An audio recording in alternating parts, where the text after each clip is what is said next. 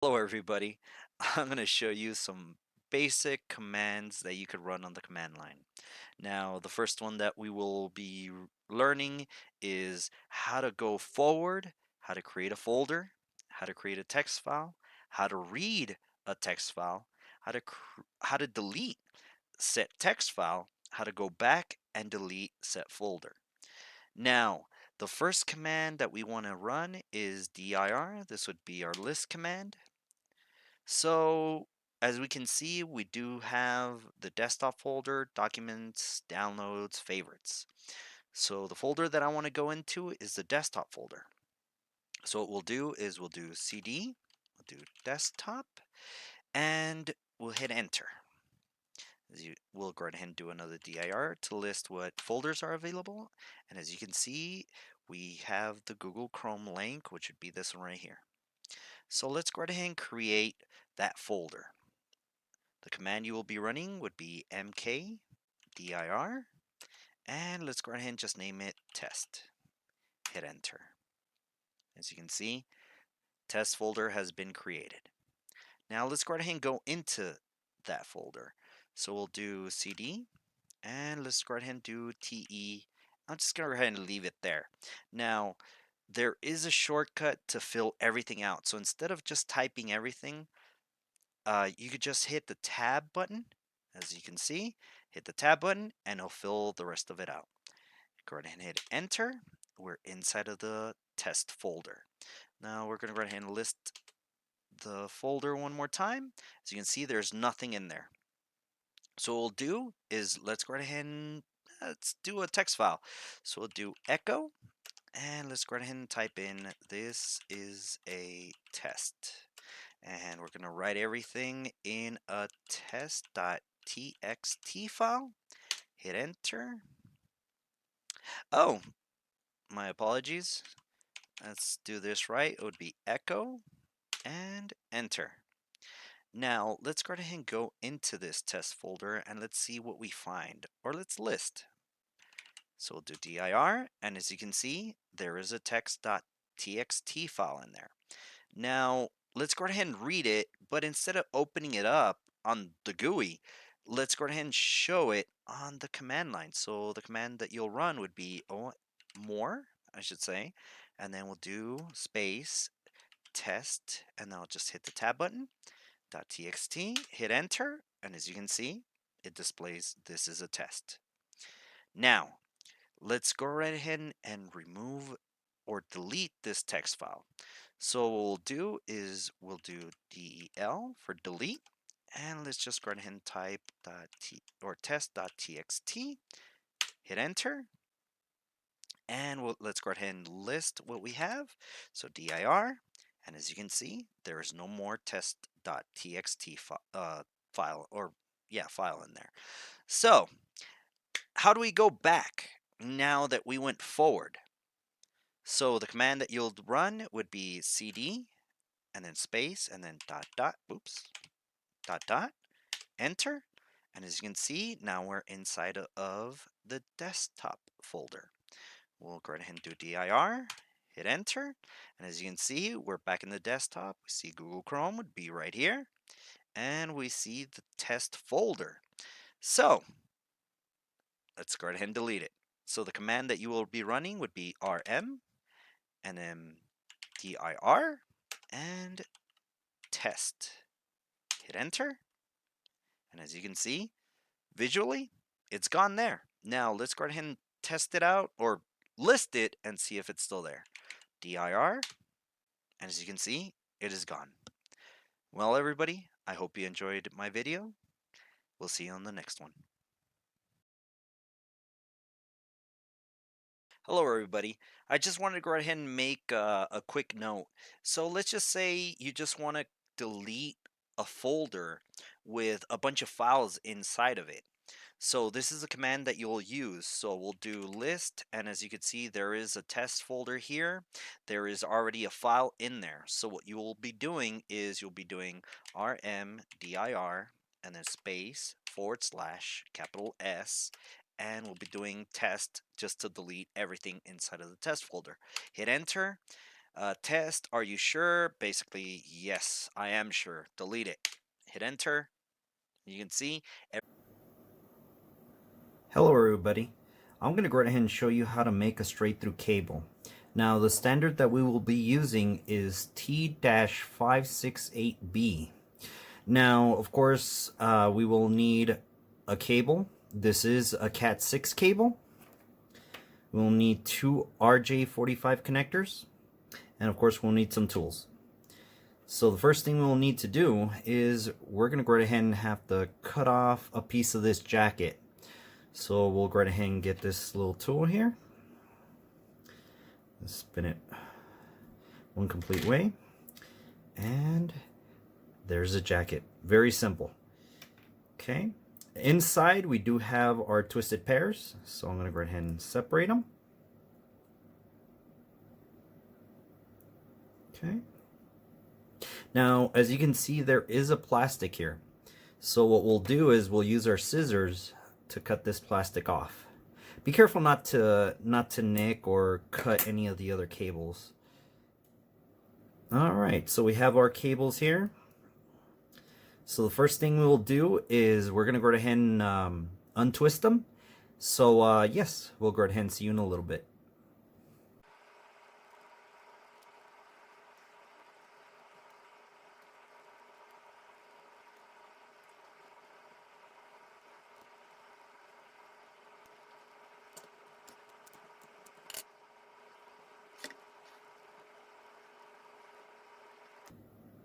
Alrighty, so now that they're untwisted, so the standard that we're going to be using, like I said, is the T568B, which would be white orange, orange, then it would be white green, blue, green, white brown, and brown. So what we'll do is we're going to go ahead and grab all of these, bring them together, straighten them out. Now, what works for me is I use my nail to go ahead and set it at the base of where I cut the jacket, and I'm going to go ahead and cut right at the tip of it. Use my tool here. Go ahead and cut that off. There we go. Okay. Straight line cut. And get one of the RJ45 connectors. Next thing, of course, we're going to go ahead and slide it in. So I just want to let you know, you will slide it in like this. So it won't be like this. It won't be this way. It will be facing down, belly up. And we'll go ahead and slide it in. Make sure all the cables are going in correctly. Tuck in the jacket. And we're going to go ahead and crimp it. Go. And there we go. So I'm going to go ahead and do the other side. And yeah, we'll see you in a little bit. And as you can see, we have both sides already crimped. I'm going to go ahead and get a little bit closer. So as you can see, they're straight through. So it's basically, it's the same thing. So it's going to be white, orange, orange, and then white, green, blue, green, and white, brown, brown. So it's going to be basically on the same side, so it's going to be identical. This is a straight through. So what we'll do is we're going to go ahead and test it. Little small, very inexpensive tester. So I'll go ahead and connect it here. So we'll connect one end to the RJ45 connector, and of course to the other side. So what will happen is it should go 1, 2, 3, 4, 5, 6, 7, and 8. Now, if there's any skips, so like let's say if it goes 1 and it doesn't do 2 and it does 3, that means that one of the cables isn't connected correctly. So you may have to do, you may have to redo this connector. So let's go ahead and test out this cable and see what happens. It's going to go ahead and start over. 1, 2, 3, 4, 5, 6, 7, 8. And as you can see, it did the exact same thing over here. So that's how it tells you that this cable is good to go. There we go. So that's how you go ahead and do it. Hello everybody. Today I'm going to show you how to make a straight through cable using the standard T-568A. Now, like last time, we'll need a cable, some RJ45 connectors, and some tools. So, first things first, take out the jacket. Okay.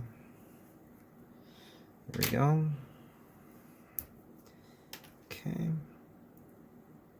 I'm going to go right ahead and separate these twisted pairs. Okay, I'm going to go right ahead and remove this plastic here.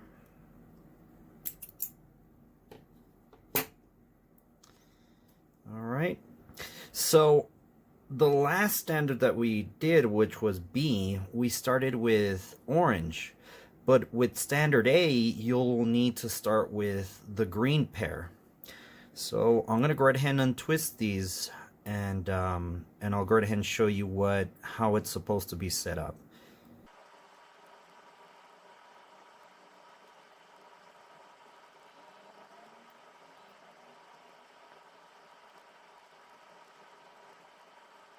So there we go. So like I said, the standard we're using is T-568 alpha. So how it'll start, it'll be white green, green, white orange, blue, orange, white brown, and brown. So I'm going to go right ahead and grab these, and I'm going to go right ahead and just get them together. Start straining them out. There we go. Just going to make sure they're aligned correctly. Okay, and just like last time, rule of thumb, no pun intended, but I'm gonna go ahead and cut right here.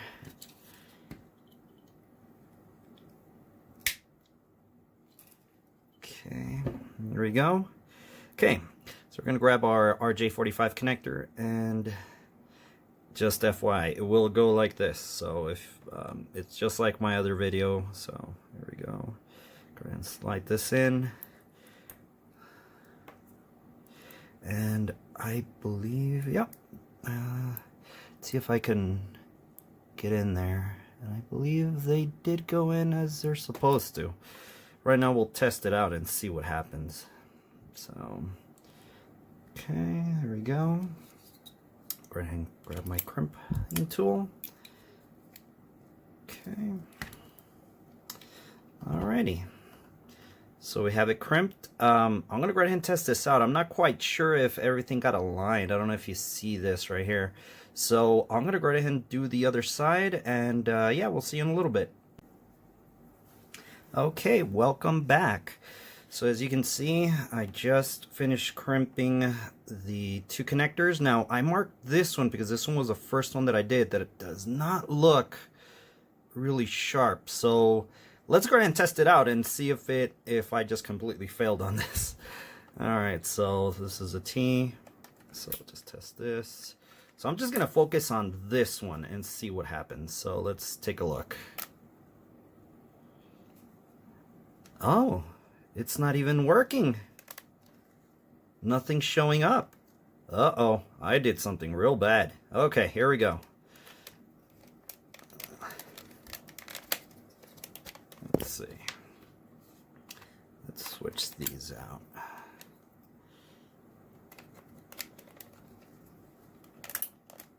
It does not. Oh, I got something right now.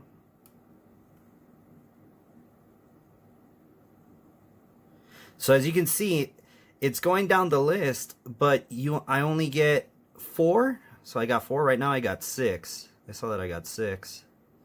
So I'm getting 4. So let's go a little bit faster.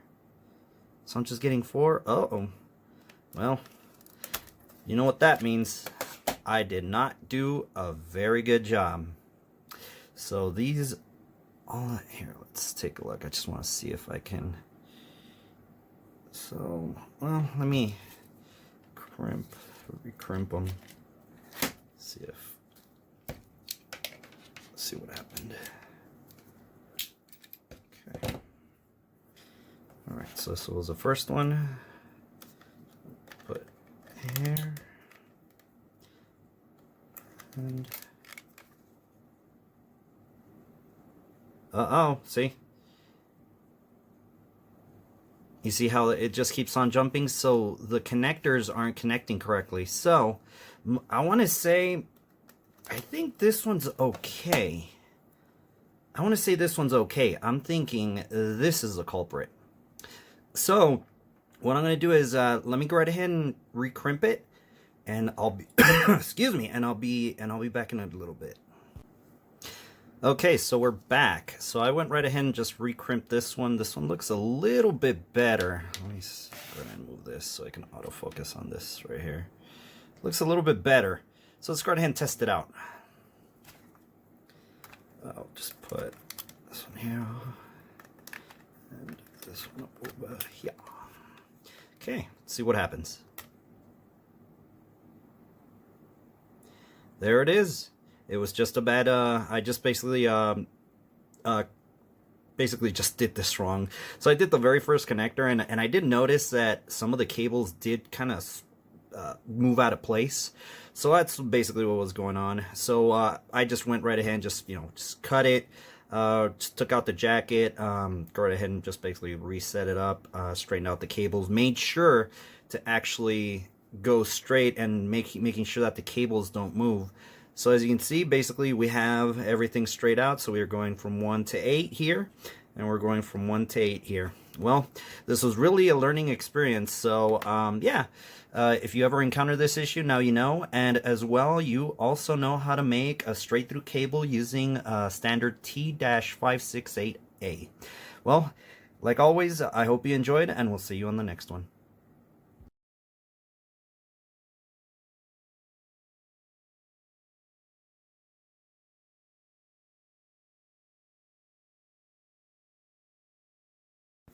All right, here we go. Smiling faces, smile. Hello everybody. Today I'm going to show you how to make a straight through cable using the standard T-568 alpha. Now like last time, we're going to go right ahead and, why am I saying alpha? Alrighty. Jesus. Oh, I hang out too much with Pete. Jesus. Alright, here we go. So we'll just test this. So I'm just going to focus on this one and see what happens. So let's take a look. Oh, it's not even working. Nothing's showing up. Uh-oh, I did something real bad. Okay, here we go. Hello everybody. Today I'm going to show you how to make a straight through cable. Now this time we're going to be using the format. Like I said, the standard that we're going to be using is T-568A. So the difference between A and B would be, instead of starting with the orange pair, see if I can focus it, the orange pair, we're going to start with the green pair. So I'll go right ahead and get these pairs untwisted, and we'll see you in a little bit.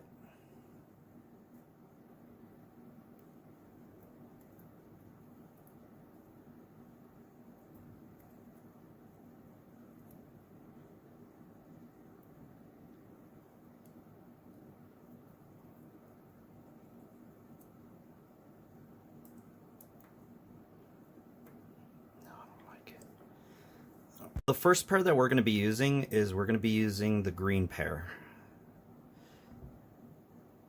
Wow, I don't know why it's not autofocusing.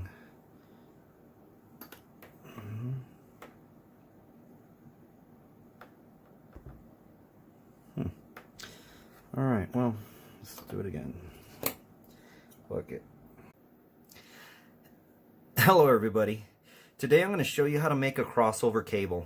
Now, like last time, you will need a cable, RJ45, some tools, and we'll need a tester.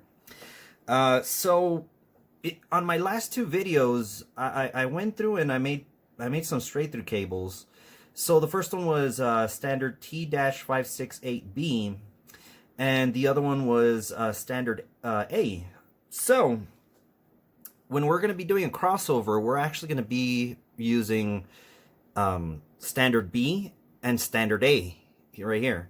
So to show you, let me go ahead and grab some of these cables that I made. So there we go. So as you can see on this one right here, it's actually standard B. So as you can see, pin 1 and 2, which would be over here on this side, are actually white, orange, and then orange. And here is, it starts with the green pairs. So it would be white, green, and then green. So this would be standard A. So that's exactly what we're going to do on this cable. We're just basically going to, go ahead and B and A. Now, you really will see this. I mean, you won't see this if, just if you're just at home, but you will see this on out in the enterprise.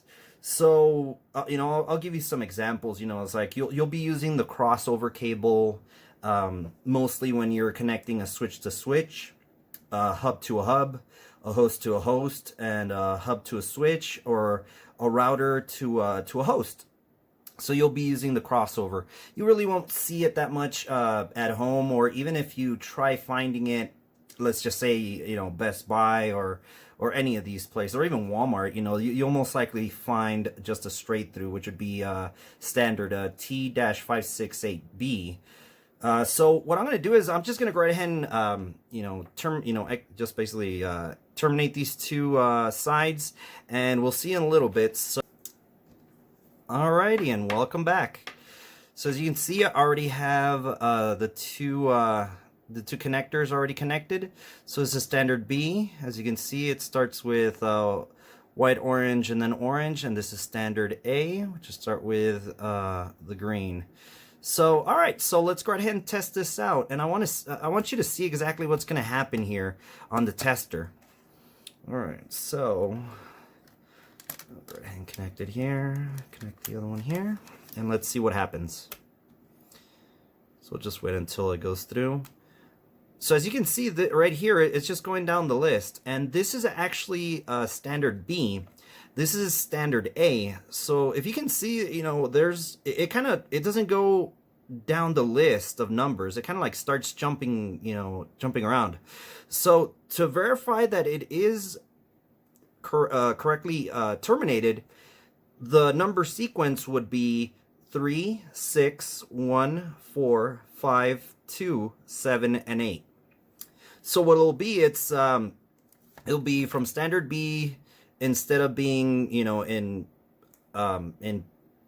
cables 1 and 2, in standard A, they're actually in 3 and 6, and 3 and 6 are actually in 1 and 2. So as long as you just know, it's like, on this end, everything's going to go straight from 1 to 8. Over here, it's actually going to go from 3, 6, 1, 4, 5, 2, 7, and 8. So as long as you know that it's going in that direction, you'll be just fine. You'll know that it's actually the cable's actually working. So yeah, so that's basically it. That's how you basically create a crossover cable. So like always, I hope you enjoyed the video, and hello everybody. Today I'm going to make a quick unboxing video. Now this is the Pulcanic Bluetooth speaker. I picked this up in eBay for $7.99.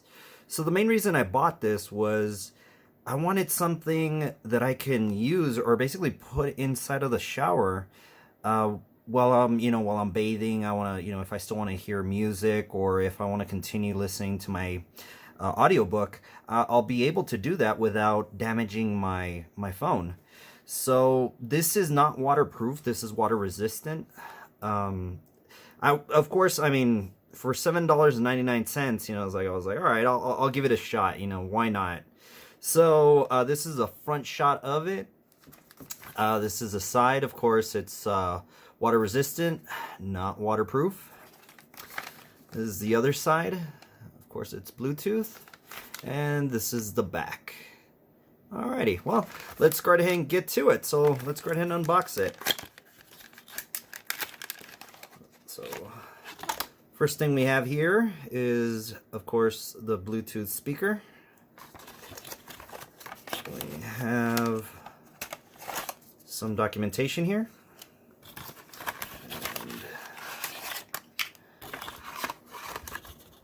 And what do we got here? So we have a micro USB charge cable. Cool. It's not that long, but that's fine. I mean, it's just going to be for charging. It's okay. And we got this little holder here. So it looks like, I mean, you can use this, if you're, walking or hiking or anything like that. You could take, basically clamp this into your backpack. So, alrighty, so it does have a fairly big suction cup, which is good. So, alright, so let's go right ahead and look around here. So we got volume up button, got a little holder here, volume down. We have a play, pause, and it looks like it's also to answer phone calls. So I wonder if there's actually a microphone also installed in this. And we have a power button. And it looks like here's where we have everything to charge. So we do have the micro SD charger. And from the looks of it right here, we have a slot for micro SD. So, okay, all right, now I'm intrigued. So I'll go right ahead and review this in a later video. So yeah, this is the Pulcanic Bluetooth speaker. Very inexpensive speaker. Yeah, we'll go right ahead and test it out for a week, and I'll go right ahead and make a review on it. And yeah, like always, I hope you enjoyed the video, and we'll see you on the next one. Doing a quick unboxing today. So what we have here is actually a little gift one of my best friends actually gave me. It looks like there was some sort of WWE event around, that came into town. So he'd really get him like a hat or a t-shirt. I mean, so he's like, you know what, I saw this and I knew that you would probably find a good use for it. So let's go right ahead and open this up and let's see what we got here. Let's see. Uh-oh. I think I know what this is. So this looks to be a power bank, which is pretty cool. Awesome. So nice, good deal. Well, I am going to be using this, absolutely. Thank you very much, Adrian, for giving me this. So let's see what's in here as well. So of course we got a charging cable right here, micro USB. Cool. And it looks like we got some sort of get to know your power bank. All right, well, I'm going to go right ahead and read this. So, all right, well, it's a nice gift. Well, very nice gift. So let's see what kind of, let's see if I could focus here. It looks like cell capacity would be a 2200 it looks like milliamps. Yeah. And product capacity 1200 milliamps. Cool. Of course, you have the WWE logo here, which is nice. Looks really nice. Let's see, what does this do? Looks like it's the power button, and looks like this is just a status light. Cool. All right. Awesome. And it's not plastic. It's actually aluminum. So there we go. That's a quick unboxing of this wonderful gift that I received. And like always, I hope you. Hello, everybody. Today I'm going to go ahead and review this Pulcanic Bluetooth speaker. Now, this speaker, of course, is a small form factor. Now, like I said in my last video, I was looking for a speaker that I can actually put on the shower so I can basically listen to music, whatever I need to do if I'm listening to a YouTube channel or anything like that. So, this is a very small form factor, and I enjoyed it. It's nice. I really do. And so on the water resistant part, it is truly water resistant. And I did have some incidents where the speaker actually did fall and actually hit, the shower floor, and it did get extremely wet, but the speaker still worked. Everything was functional, which is really good. So, thumbs up right there.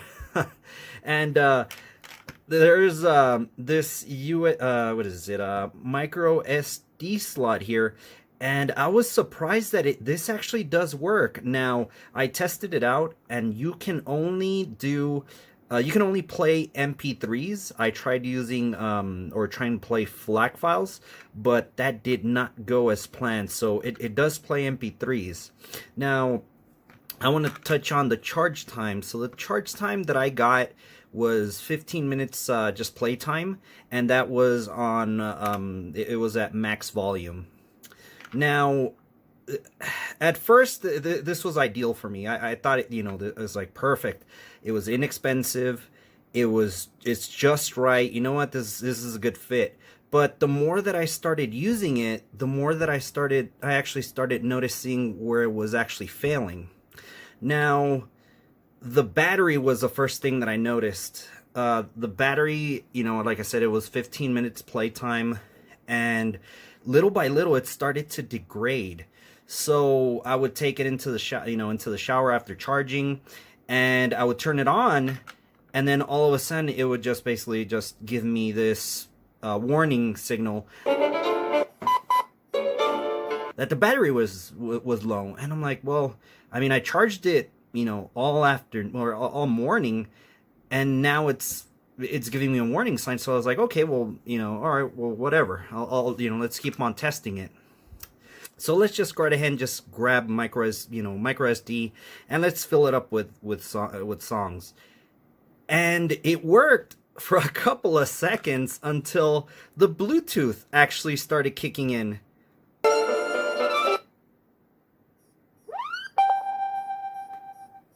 Now, the other thing that I noticed was the built-in microphone, which would be, let's see if I can, there we go. It was basically here. Now, I did try it with one of my family members, and I actually did give him a call. And I just wanted to see, I was like, all right, well, let's see if the microphone, actually works. I mean, I'm fairly certain it's not the best microphone, but I at least was expecting for the other person to hear me. That was not the case. I called my family member, and they were saying hello, hello, and I was speaking directly to the microphone, and they couldn't hear me, so I had to basically run towards my cell phone and then answer and be like, hey, I was just testing it. Could you hear anything? They said I couldn't hear anything. It's like it was just too noisy. I guess it was just picking up their voice from the speaker. So that was I mean, that wasn't the feature I was looking for, but that was a letdown that feature was, does not work as expected.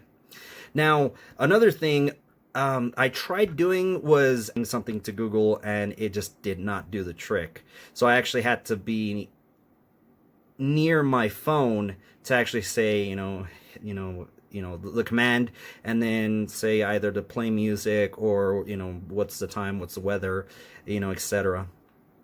In my conclusion, if you're looking to buy this product, I would greatly advise you to refrain from it, just because just the battery life. I mean, the battery life, I was expecting, I was like, okay, it's not going to last that long, but in matter of maybe 4 days of use, and I know it was charged at 100%, and then all of a sudden for it to actually just degrade at such a rapid time, that was just bad. And the other features, which were neat, they're nice, absolutely. I was like, you know what, I'm not looking for these features, but that's cool that they have them.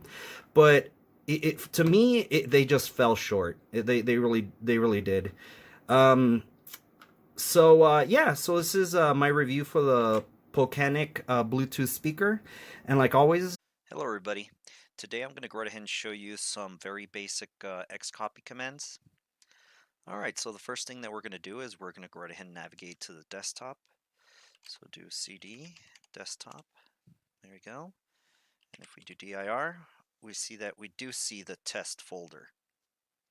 So what we're going to do is let's go right ahead and grab everything that we have in the test folder, and let's move it to the documents. So we'll do Xcopy, we'll do test, and let's go right ahead and do C. I'll do users, of course the username. We'll do documents. We're going to hit enter. And as you can see, we do have the 2019 documents folder, as well as a text file and a PDF. So let's go right ahead and see what we see in documents, which would be right here. And there we go.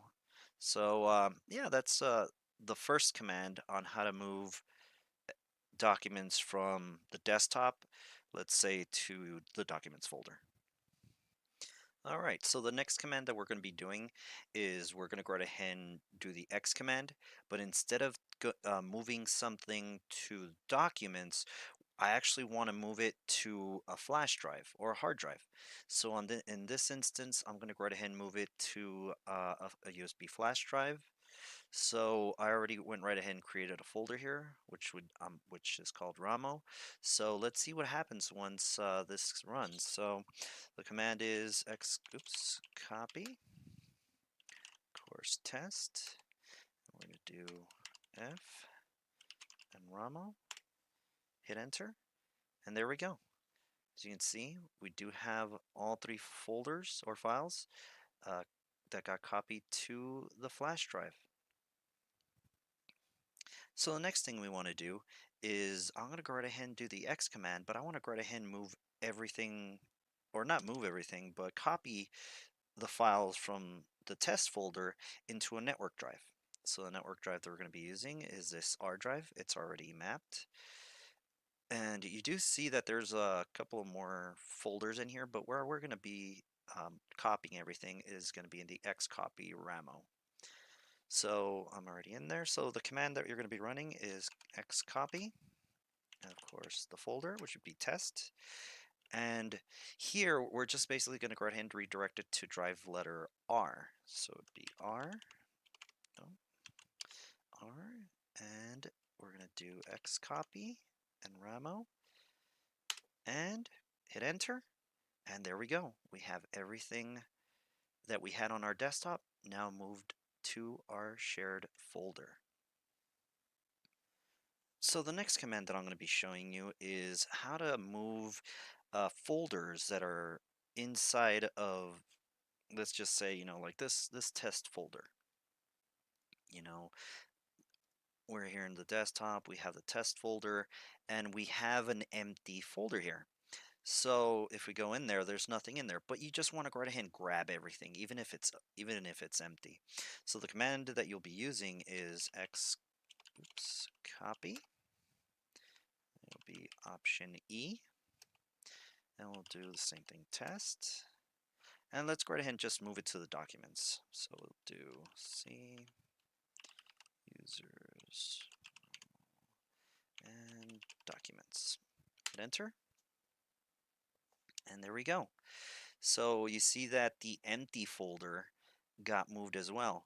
Now let's just say, we're just gonna go ahead and delete it, and let's see what happens if we just run the regular X command, just so you see. So we run the X command, and there it is. So you see that, I mean, even though the folder's still there and it's empty, it's not gonna get transferred. The next command that we're going to be running is, let's just say we want to copy certain files that were created after a certain date. So this is a perfect example. You can see that these two folders, or files, I should say, were created today. But you do see that there's this PDF that was last modified on November 16, 2011. So let's just say we just want to copy anything after 2012. So the command that we'll use is xcopy /d : and we're going to do January the 1st, 2012, and this is going to be applied on the test folder. And let's move it to the flash drive. So we'll do F, drive letter F, and we'll do Ramo. And actually, I'm actually in the wrong directory. So let's move to the F directory. Let's go into the folder. So there we go. So let's hit enter. And as you can see, everything got moved except the PDF. So we specified, anything after January the 1st, 2012, let's go ahead and copy it. So yeah, there we go. There's another xcopy command. And just like always, I really do hope you enjoy these videos, and we'll catch you on the next one. Hello, everybody. Today's tutorial is going to be how to recover a deleted file from a USB flash drive. So the first thing that we want to do is we want to go right ahead and go into Window Explorer to this PC. And as you can see, we do have a USB drive here. Now, I've already included two JPEG files that I'm going to go right ahead and recover. So the first thing is, I'm just going to go ahead and just delete it. So let's go ahead and grab the two of them. And we'll just do delete. Yes. So they're gone. Now, just so you can see, they're not even in the recycle bin. So they're gone. I can't even recover them from the recycle bin at this point. Now, for good measures, one of the things that I'm going to do is I'm also going to format it. So do a format. Yeah, quick format, that's fine. There we go. Alrighty. So now that it's formatted, I'm going to go ahead and run the software, and we're going to go ahead and get started. So the software that I'm going to be using is going to be the Recuva software. So here you do have to run it as admin. So at this point, go ahead and hit next. It has different options here. It has all files, show all files. It has a picture option, music, documents, videos, compressed, and as well as emails. But let's just go ahead and just do the all files just so you can see what will turn up. So here, once we hit next, we do get more options that we can go ahead and choose from. So here we have, I'm not sure, so basically search everywhere on this PC. On this media card or iPod, which is pretty cool. I didn't know that that was an option. Um, and we have my documents, recycle bin, and we can actually specify an actual location. So let's go ahead and choose that one. And by default, it's going to go to C. So let's just go to the F drive. There you go. Hit next. And let's go ahead and do an enable deep scan. So I'm going to go ahead and check that. Hit start. And I'm going to go ahead and let this run. So we'll see you in a little bit. All right. So now that it finished, you do see that it came up with two files that it was able to recover.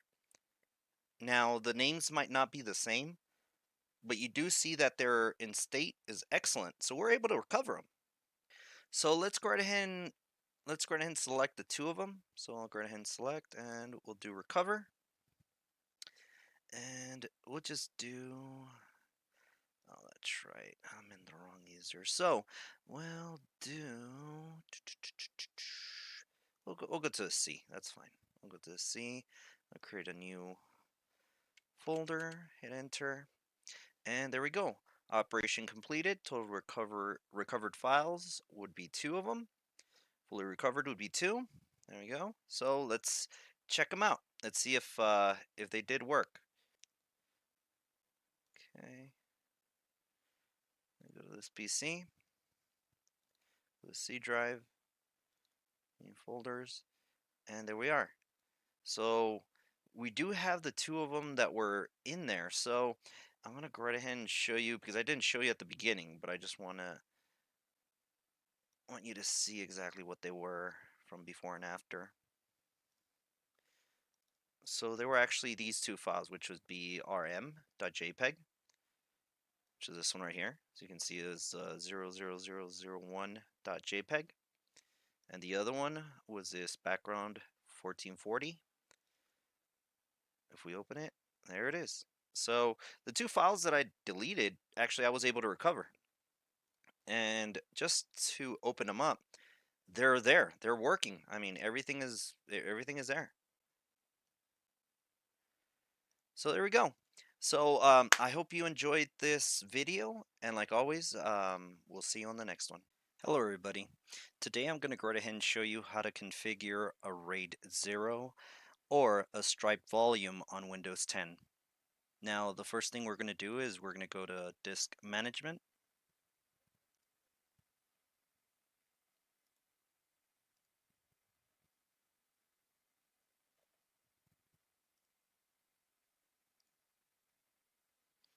Now, inside of disk management, you can already see that there's several hard drives, but the ones that I'm going to be focusing on are disk 1 and disk 2. So the second step that we're going to do is we're going to go ahead and just right click on it, and we're going to go ahead and delete the volume. Of course, deleting this volume will erase all data on it. Yeah, go right ahead. And we're going to do the same thing on disk 2. Yes. Okay, so the next step is going to be we're going to go ahead and right click on disk 1, and we're going to go ahead and convert it to dynamic disk. Now select one or more basic disks to convert to dynamic disks. Now, of course, we're going to select disk 1, and we're going to also select disk 2. Hit OK. Alright, so now that they're set as dynamic disks, we're going to go right ahead and right click on it, and we're going to go right ahead and click on or select the new striped volume. Select that. This wizard pops up, click next. Now the one that's already selected is disk 1, so we're going to go ahead and also select disk 2, click on add, hit next, assign drive letter F, that's fine, NTFS, I'm just going to go ahead and change this to RAID 0, perform quick format, next, and finish.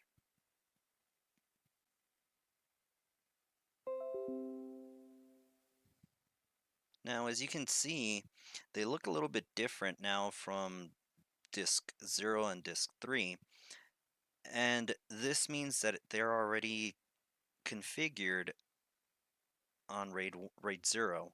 So if we go to, if we go to Windows Explorer, Windows Explorer, and we go to this PC, we can see that there's already the label that I created, which was RAID 0, and it has a total of 465 gigs. Now, with RAID 0, the performance will greatly improve for read and write. Now, let's just say you have a file, so what's going to happen is not all the file is actually going to stay in disk 1. It's actually going to be spread out on these two drives. So now that we're saying that the file isn't just located on one disk, it's actually distributed on the two drives. So let's just say if disk 1 fails, what's going to happen to that file or to that data? Well, unfortunately, with RAID 0, that data is gone. Well, everybody, I am going to go ahead and show you how to set up RAID 1 on Windows 10. Now, this is also called mirroring. So the first thing we're going to do is we're going to go ahead and open up disk management.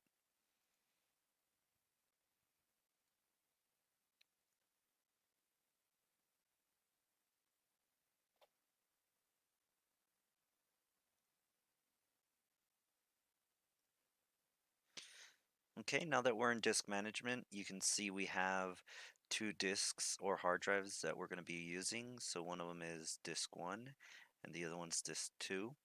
So these are the exact same hard drives I used for the RAID 0 video. So just like last time, we're going to go ahead and right click. We're going to go ahead and delete volume. Delete this volume will erase all data on it, back up any data. Yeah, okay. And we're also going to do this on disk 2. So hit yes. All right.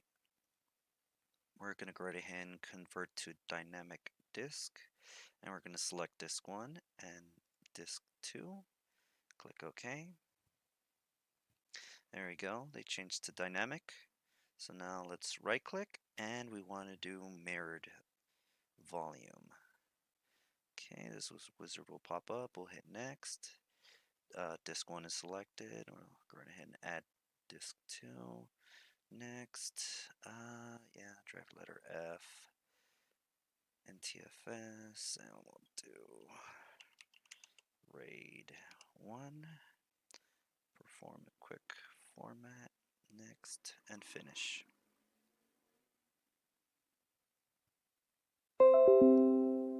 There we go. So we have RAID 1 on the F drive. So, okay. So let's go ahead and take a look.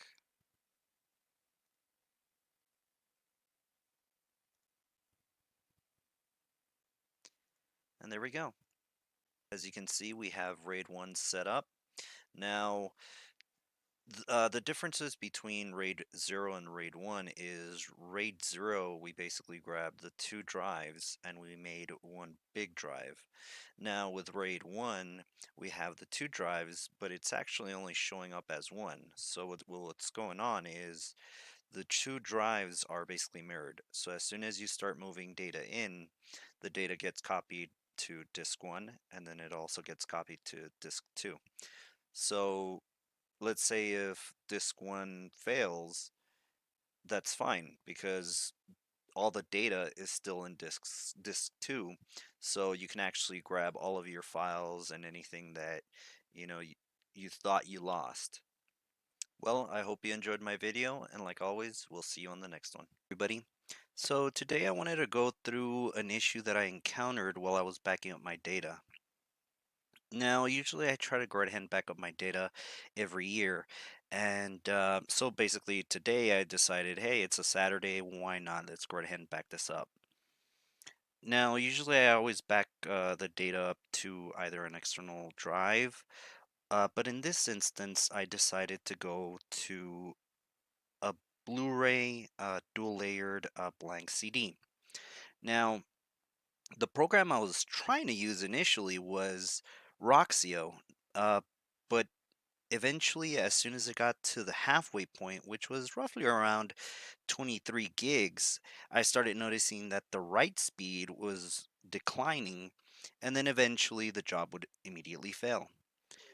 So I did some online research and I found that actually ImageBurn, which is basically the software that I'm using right now, was the best bet to basically write data to a dual layered Blu-ray. So basically, I just wanted to go ahead and make this video and let everybody know, just in case if you ever think of, you know what, it's been so long, or you never back up your data, this piece of software with blank Blu-rays will actually be a perfect fit for you. Now, just FYI, I actually want to go through basically where I found it. Oh no. Yeah, I'm sorry. I like Firefox, but right now I'm using Google. So I went to Amazon and I just basically typed in Blu-ray blank disc. And these are actually the ones that I actually purchased. So they're not like the regular single layered, which is 25 gigs. So I'm actually pretty happy that I'm able to go ahead and burn so much data on just one disk and not actually be using, let's say, two blank Blu-ray DVDs. Well, I really do hope you enjoy this video. I hope you learned something, and like always, we'll see you on the next one. Everybody. So today I'm going to be doing an unboxing recently purchased. Now this is the MSI Optics MAG321CQR. Now this is a 2K monitor, and like I said, it is curved. It has 144 megahertz refresh rate, and it has a 1 millisecond response time. Now, this is AMD FreeSynced. So, anyways, let's go ahead and get to it. All right, so once unboxed, you do actually get a couple of things. So you do get a display cable right here. You also get an HDMI cable. And of course, you do get a power cord. And over here would be the power brick. There we go. It's just a connection. And of course you have, I believe this is a 3.0 USB connector.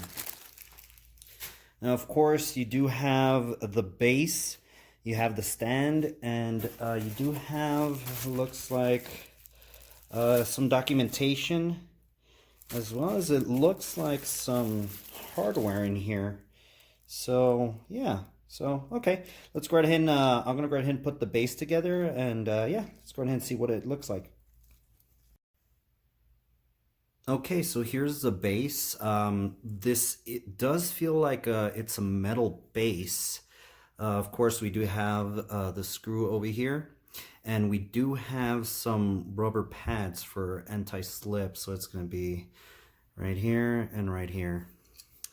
And the stand material that this is, and it feels like it's plastic, so it's not really like the metal that the base is.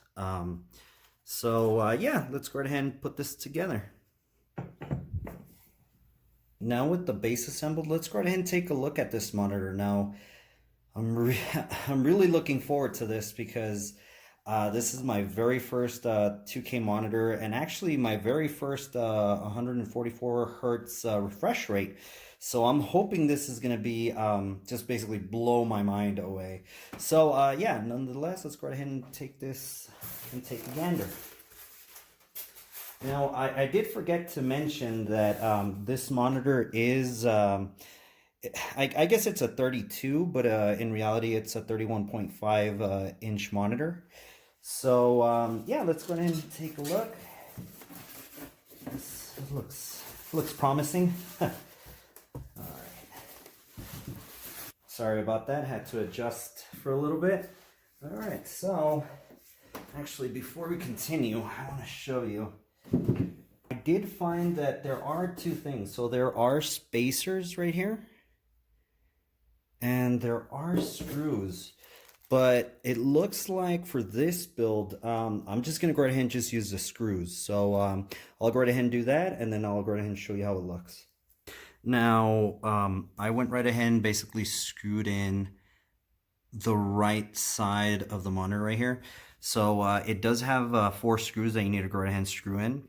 Now let's go ahead and go to the side, and you do see, of course, it has the power adapter right here, has 2 HDMI cables, has a, I'm sorry, not cables, ports, and it does have a display port here, has a 3.0 USB cable, as well as from the looks of it, it looks like 2 USB 2.0s, as well as a headphone jack. And I'm gonna go ahead and do the peel here.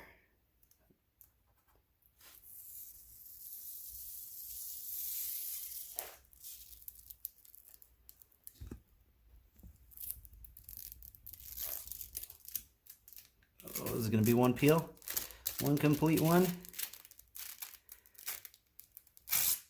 And it is. I think there's still another one here, so let me see if I can grab this. Oh, score, but it's not gonna be one whole piece. Not the best peel. All right, there we go. Also, I forgot to mention, so looks like this is actually the menu button, and actually this right here is actually the RGB lighting. Okay, now this is the monitor completely assembled. It is, I mean, it's not even on. It looks gorgeous in person. Unfortunately, most likely with this camera, it doesn't show its complete beauty. But I mean, the bezels, I mean, you can, you know, they're small. Of course, you have the bezel over here on the bottom, which has the MSI logo. It's a little bit thicker. Now, I was looking for the power button. Now, the power button is actually down here. So yeah, you have the menu button, of course, in the back, and then the power button in the bottom. Now, this does go, of course, it goes downwards as well as forwards. And it does tilt forward and back, but it doesn't go to the sides. That would actually, you would have to move the whole monitor itself. But yeah, I mean, this looks really promising. I am really anxious to basically get this in my office and test it out. So yeah, and like always, I really do hope you enjoy these videos, and we'll catch you on the next one. Today, I'm going to go ahead and show you how to burn an ISO file to a DVD disc. Now, the software I'm going to be using is going to be ImageBurn. Now, I used image burn on one of my videos that I actually solved why I wasn't able to actually burn data to a dual layer disk. So, I mean, this is a free software, so might as well, why not use it? So let's go ahead and open it up. And as you can see, we do have different options, and some of them are write image file to disk, create image file to disk, verified disk, write file folders to disk, create image file from file and folders, and discovery. But for this video, I'm going to go ahead and use the write image file to disk. There we go. Now for the source, we're going to go right ahead and browse for the file. And as you can actually see, we actually do have a Windows 10 64-bit image, or I should say ISO, right here on the desktop. So let's go ahead and navigate there. So let's go ahead and select it, and we're going to click on Open. So here we have, of course, label, IMP ID, file system, sector, size, and time. And here we have the destination, which is basically the drive that we have on this PC. I'm going to go ahead and uncheck the verify. And we do have the settings for the write speed here. And we do have the option to select how many copies we want. But for this video, we're just going to do one. And actually, I just noticed I do not have a DVD in the tray, so let me go ahead and load that up.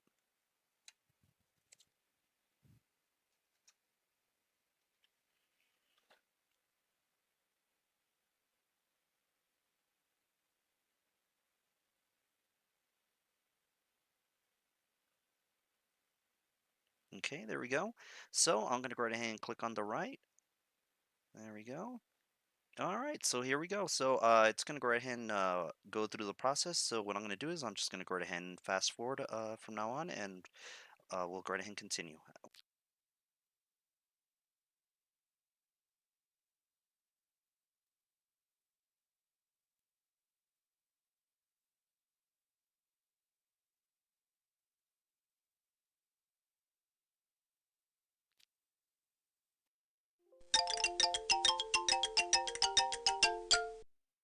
Okay, and there we go. So operation successfully completed. I'm gonna go right ahead and click. Actually, you know what? Before I click OK, I just wanted to go through some of the options over here on the top. You can actually have this to, or have the program eject the DVD. You can actually close the program. You can, once again, if you want to verify the DVD, you can go ahead and do that. Shut down computer and delete the image. So yeah, there we go. So let's go ahead and click OK. And I want to actually go back and I want to show you something. Back when I was younger, I had all of these program DVDs that basically I was just, either just throwing just anywhere, just basically the poor DVDs were getting all scratched up. Now I just want to show you. So let's just say if you want to go right ahead and back up or basically grab or create an ISO out of a certain, let's say if it's a Windows 7 DVD, install a DVD or Windows 10, you can actually use this option right here to create image file from disk. And what it'll do is it'll just basically read whatever or disk you have on the reader, and you can actually basically go over here in the destination. We could do, let's say, just do desktop, and you can actually just say, when, just do Win10 backup ISO. And at that point, basically, you'll just create an ISO for use. All right, so yeah, so there we go. So I really do hope you enjoyed this video and like already. So today I'm gonna go ahead and make another video on how to set up a USB to be a bootable USB, and the operating system we're gonna go ahead and load up on is of course Windows 10. So the software that I'm gonna be using is actually right here. So it's gonna be Rufus 3.8. So let's go ahead and open this up and let's go ahead and start doing this. Okay, now that Rufus has actually opened up, we can actually see that we have drive properties. So we do have the device. The device that I'm going to be using, it is I believe it's an 8 gig flash drive. So boot selection, we're basically going to do disk or ISO image. So here we're going to go ahead and select. Now, I do have the Win 10 ISO here, so let's go ahead and select that. There we go. I'm just going to leave the partition scheme the same as was the target.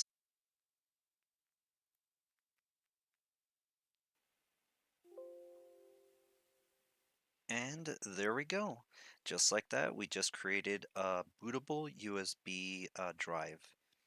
Well, guys, I hope you enjoyed this video, and like always, we'll see you on the next one. Hey, how's it going, everybody? So today I'm going to go ahead and make a quick unboxing. Now what we have here is actually the Sony WI-XB400 extra bass. Now these were $40 at the time of purchase, so they were actually, I think regular price they were $59.99. So the main reason why I actually purchased these was I'm trying to get back in shape. So I needed something wireless, so I was like, these for $40, why not? Let's go ahead and try it out. Of course, it does hold a 15-hour charge, and it is Bluetooth. So let's go ahead and check out some of the specs over here. So here on the side, extra bass. We actually see the headphones here. Probably the lighting isn't the best, but I'll try to, there we go, try to focus as much as I can. So here's the other back here. So it does have a microphone, and it does have some commands that you can go right ahead and raise the volume, skip track, pause, answer a phone call. So yeah, this is the back of it, and this is the other side. So here we do have a music playback time, which would be maximum of 15 hours. We have a 10-minute charge play ups to 60 minutes. Cool. Hands-free calling with HD voice, voice assistant function, hybrid silicone rubber earbuds, and it does come with a USB Type-C cable. So let's go ahead and get this unboxing going. So let's go ahead and check out what's in here.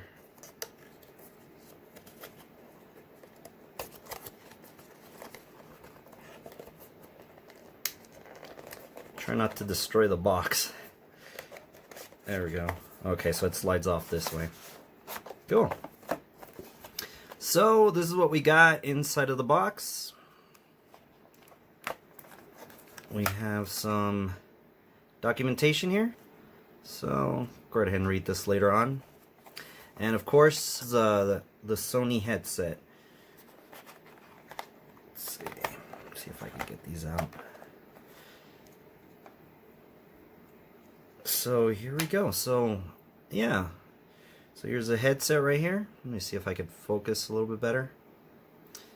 There we go. I don't know if yeah, that's, so they're magnetic. So yeah, so they basically stick together. There you go. So they don't get tangled up, because yeah, this is a long cable. So let's see what this is here. It looks like it's just Sony. So this is not the controller, so most likely this is basically the controller here. So we do have volume up. It looks like, let's see.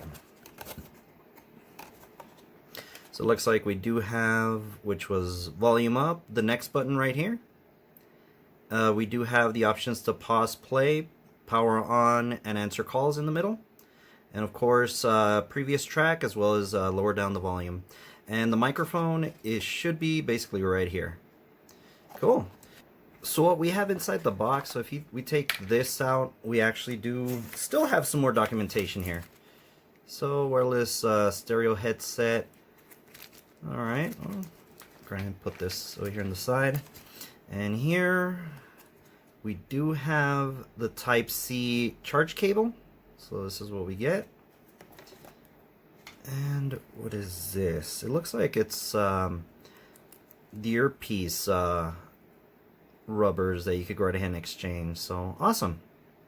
And I also want to point out, so basically if you're wondering where it connects or where the Type-C charge cable actually connects, so here's where the mic and the volume control is, and there's actually, you can actually connect it here, so there's a little cover here, and there it is. And there we go, guys. So I really do hope you enjoyed this video, and like always, Hello everybody. So today I'm going to go right ahead and make a review of this MSI Optics Mag 321 CQR monitor. So my first impression for this monitor is wow, it's like it just blew me away. I didn't think I was going to have so much fun and I was basically going to be enjoying it as much as I am right now. Now, of course, I do some video editing here and there, but I actually do game. So I'm going to go right ahead and basically show you some of the features that are included in this monitor, and then I'm going to also go right ahead and include some of the games that I was playing. And I mean, it's just basically the response time is just amazing. So enough of me talking. Let's go right ahead and just basically get into this review. so today I'm going to go ahead and make a comparison between the have, which is an HP. So here we go.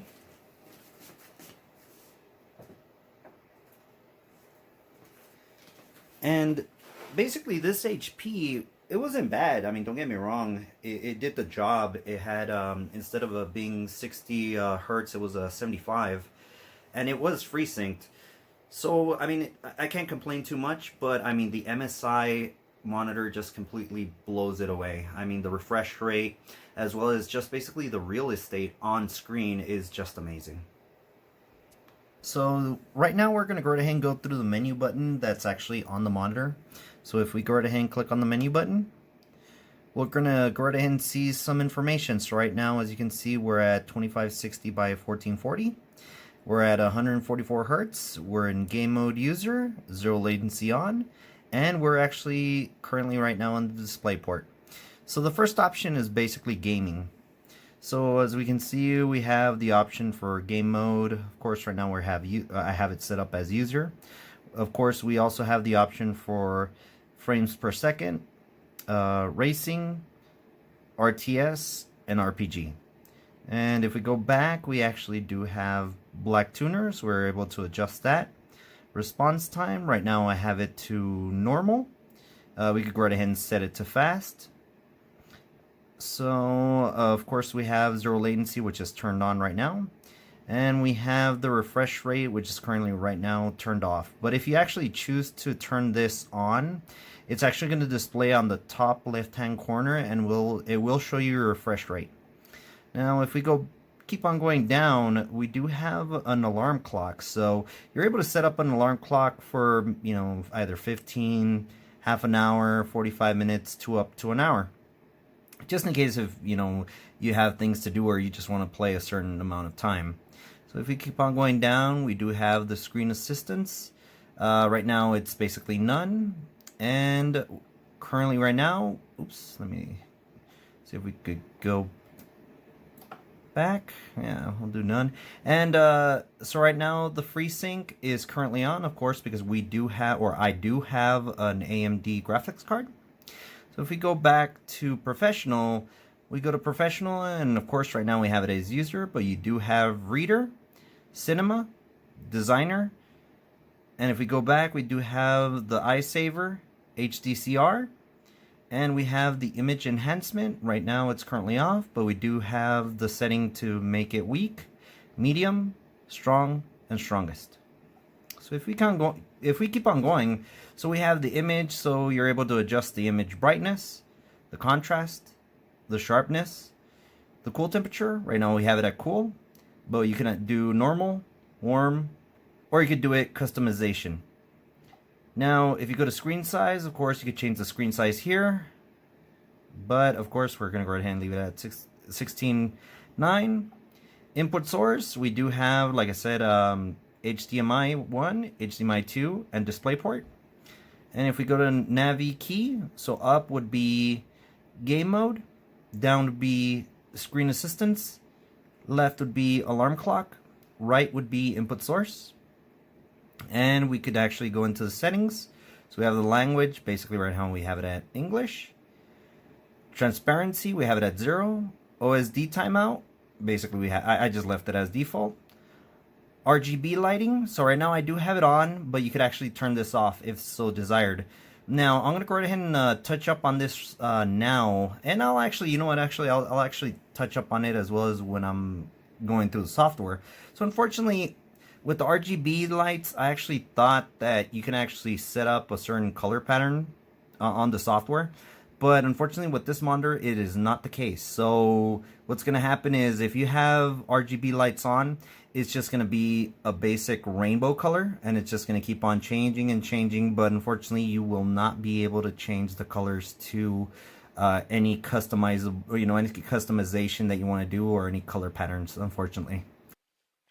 Okay, so this is the MSI Gaming OSD 2.0 software.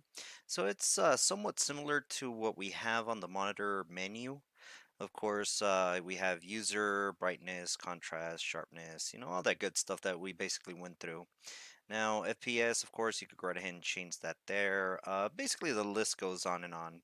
But where I want to actually focus in this software, and I thought it was pretty neat, is if you actually go to the split windows, you're actually able to do several things. So let's say, in my instance, unfortunately, I don't have a dual monitor setup. I just have a one monitor setup, which basically, I mean, this is one hell of a monitor. But anyways, we could go right ahead and basically split up two pieces of software that we have open. So like let's say we have, maybe iTunes open and we have another, let's just say I'm managing some of my shares, or I'm actually basically remote into a workstation. So I'm able to basically kind of split these applications up however I choose so in the layout here. So in the layout, of course, we only have one. Of course, we have 1 2, and we have 1 2, which basically one would take the majority of the screen, and of course two would just be in a corner.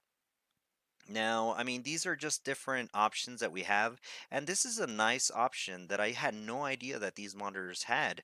Hey, I'm actually glad that, these companies are actually making this type of software for us that will actually kind of enable us to be a little bit more productive. So I really do enjoy this. There's just so many options that you can do, um, and I really do appreciate this. But basically, this is basically what I wanted everybody to see.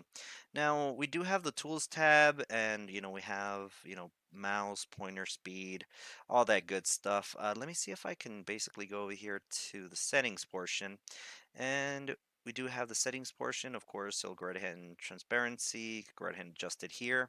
But where I wanted to go, oh, you know what? Actually, this is not where I wanted to go. I actually wanted to go to the Mystic Light.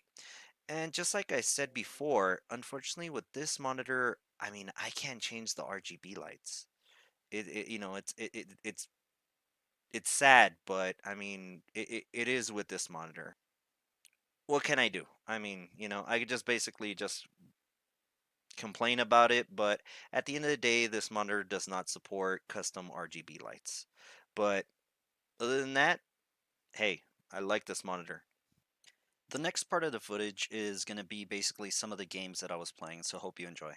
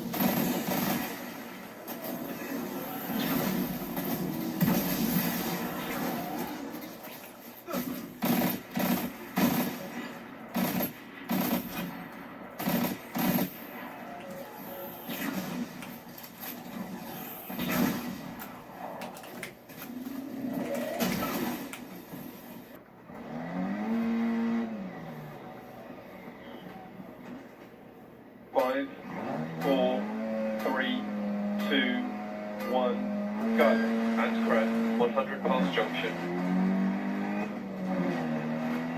left 6 over pulse, and continue to 100 over jump. Right 4 over long crest, 40, crest jump, 200, middle over crest, into left 6, 100, left 2.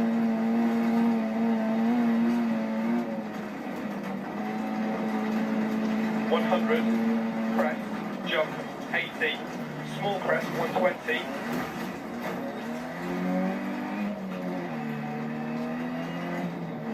Crest, and right 5 times 4 and opens over crest.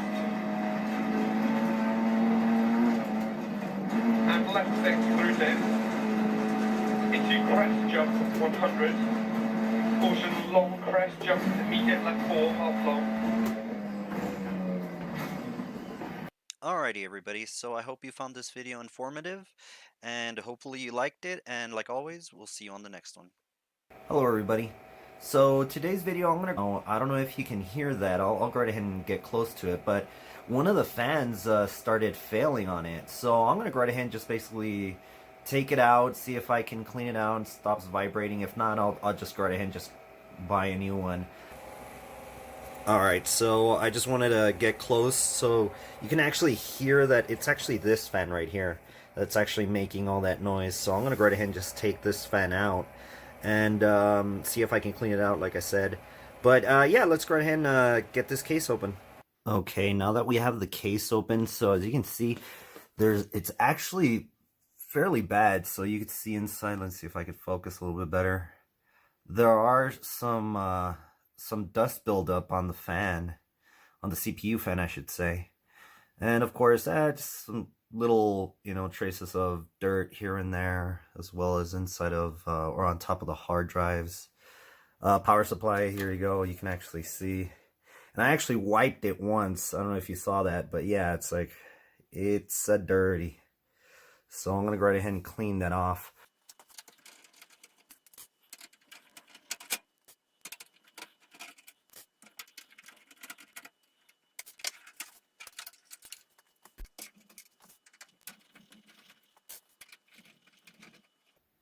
Alright, now that the fans are out, I just want to show you exactly how bad they were. So here's the fan that was actually making that noise.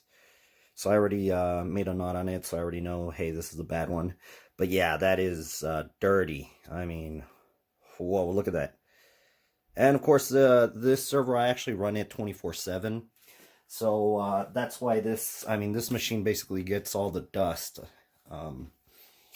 And I just want to show you just basically the other two. These are still working. My alarm went off. So I just want to show you the other two. So basically they're in the same state. They're dirty. But I mean, these aren't vibrating or anything like that. So all they need is just a good cleaning. So I'm going to go right ahead and take out the power supply next, as well as some of the SATA cables. So yeah, I'm going to go ahead and take that out first, and then we'll go ahead and go outside and start cleaning it out.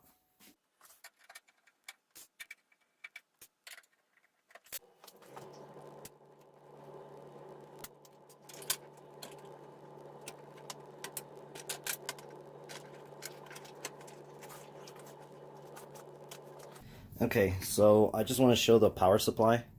So, I mean, it's not that bad, but, let's go ahead and clean this out. And actually, now that I have the hard drives out, I had completely forgot that this computer has a fan in front. So let's go ahead and take that out as well. As you can see, the filter, yeah, that's dirty.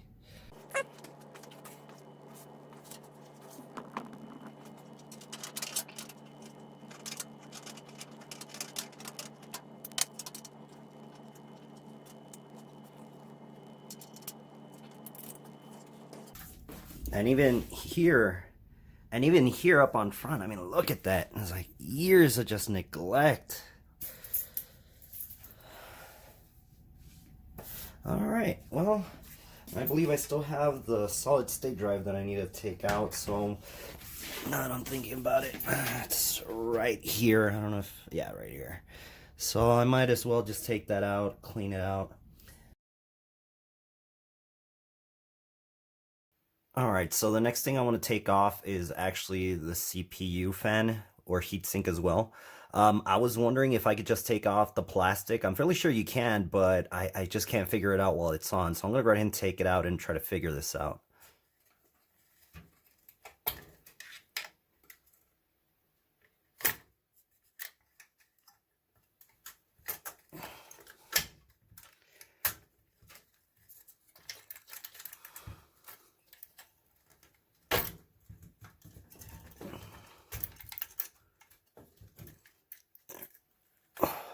Whoa! What just happened there? Wow, I took off the processor with it. What in the world? Okay, now here's where it's gonna get bad. Oh my god, look at that. I took the processor with it. What in the world happened?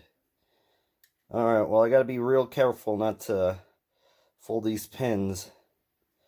So, I think they're okay. Look okay. Alright. Oh, wow. Okay, so in further inspection, we do see the pins are straight. It looks like everything is there. So, luckily, my processor did not get damaged whatsoever. Now, I just want to focus over here on here. So, let's try not that. There we go. So it doesn't look like there's any pins stuck in here, and I mean it was latched in there. So that is so weird that it just came out. That is tripped out. But all right. So let me see what I can do here, and we'll be right back. Okay, so I was able to get the processor out. So here it is. So I'm going to be real careful here. Alright, so I'm going to go ahead and place it back into the socket. Now, might as well, this is a pretty good chance. So as you can see, there is a little triangle there. So what we want to do is we want to go ahead and align it. So yeah, it was basically a triangle that's over here on this corner of the board. Or the socket, I should say. So let's go ahead and install this.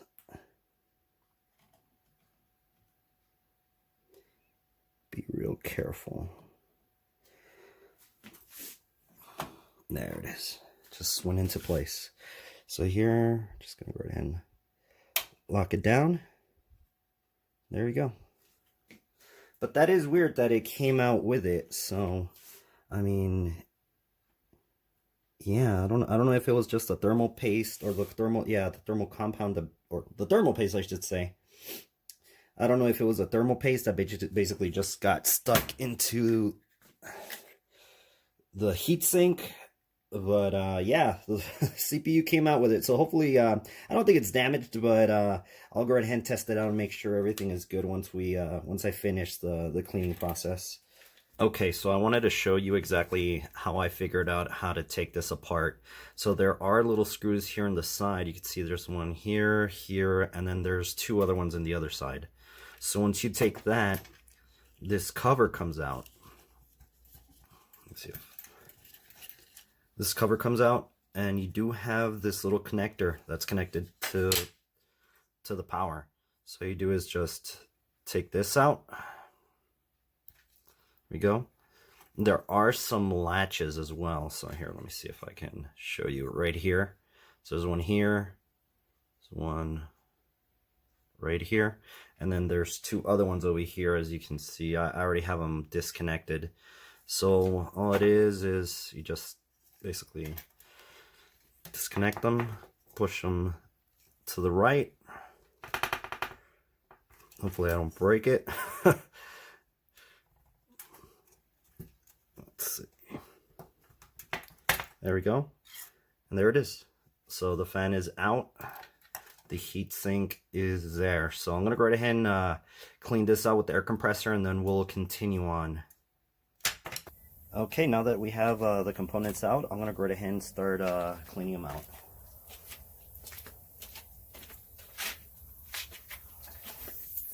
So first one I'm going to go ahead and do is I'm going to go ahead and do the power supply.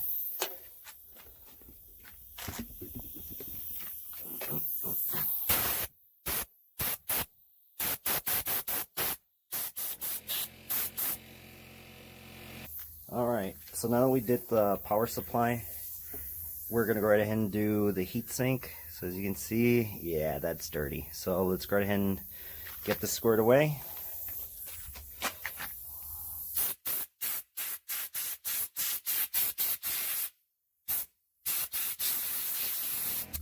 So as you can see, basically the difference. I mean, right after I just basically clean that out. So all right, well, I'm gonna go ahead and keep on doing the fans, and then we'll go back in there, we'll clean out the internal of the case, and then I'll go right ahead and finish off.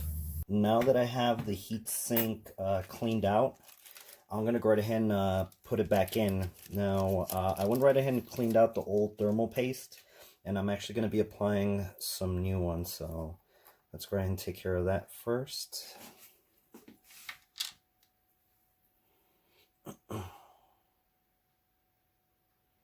Okay.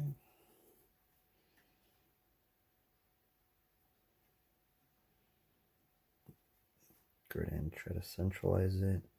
That's probably good enough right there. All right.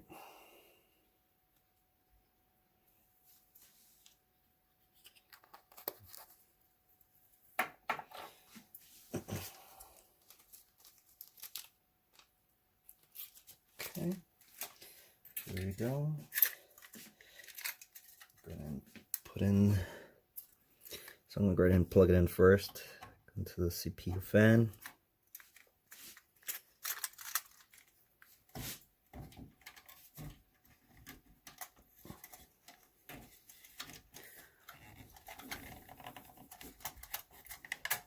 There you go. Go ahead and place it in here. Oh, isn't it grabbing it?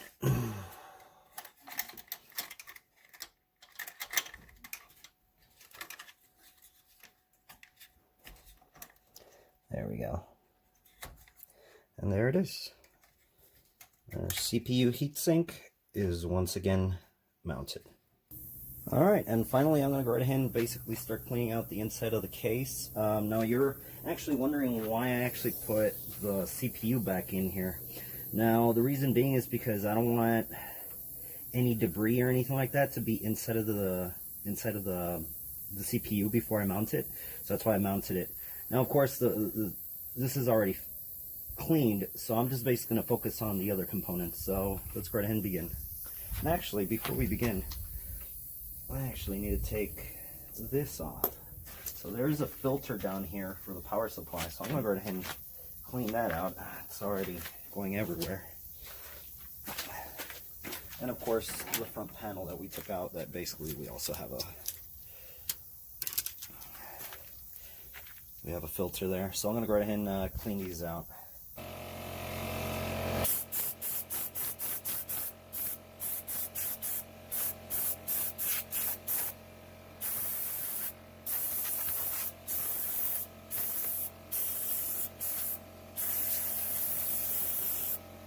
Alright, now that we have everything cleaned up, I'm going to go ahead and put this back together, but I just want to show you a side-by-side comparison on the fans. So this is basically the fan that failed and I did not clean out. So this is basically, that's it, this is done.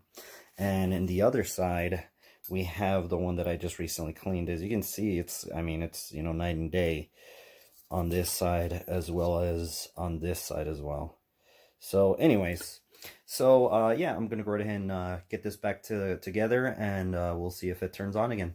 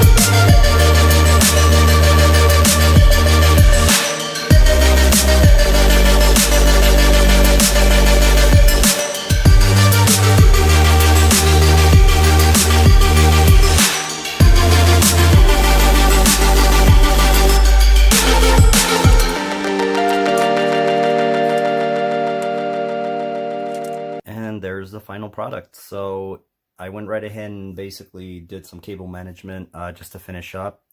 And I also kind of cleaned up a little bit. So I'm enjoying how it came out. So here's going to be the moment of truth, and let's see if it actually posts. All right, here we go. So let's go ahead and turn it on and see what we got.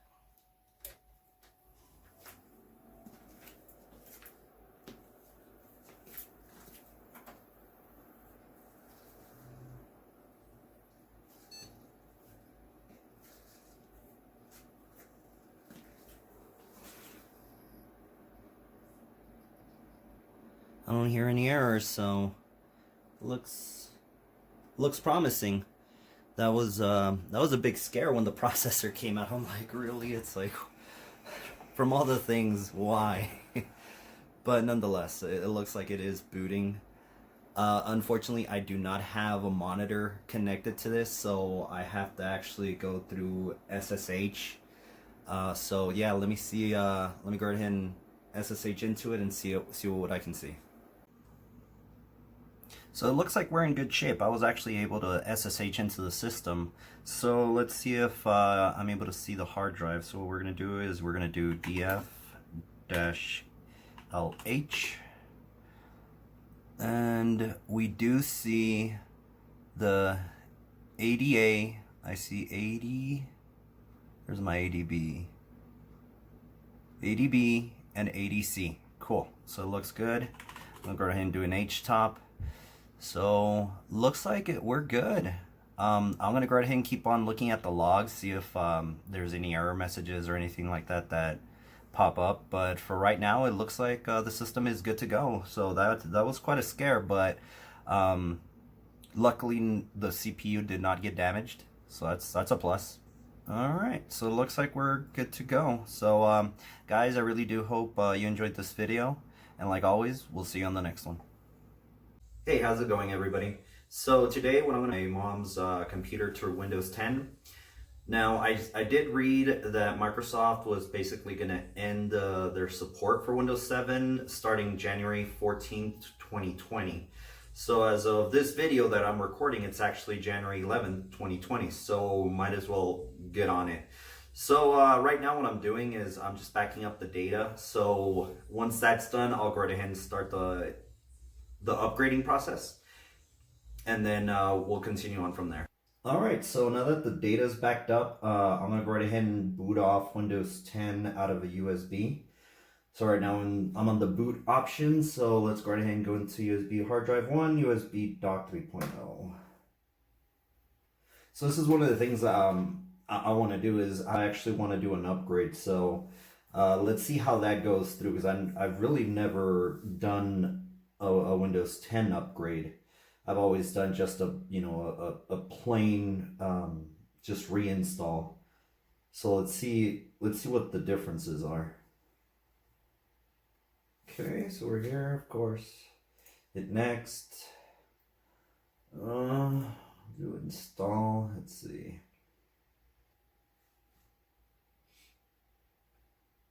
So I need a product key. Okay, well, I guess I can give you a product key. All right, well, let me go ahead and get the product key, and I'll be right back.